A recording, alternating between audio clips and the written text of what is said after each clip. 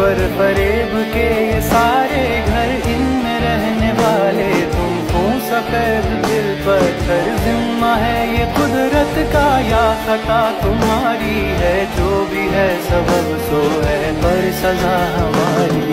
देखते ना बार बार फोन केটে দিতেছি, তাও বারবার ফোন দিতেছ কে? ফাইজলামি করো না?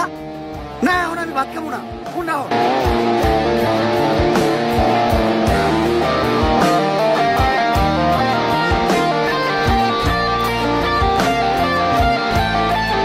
ভাইয়া আমার না বাবা মা কেউ নাই, 2 দিন হলো আমি কিছু খাই নাই, আমার কিছু খাইতে দিবেন?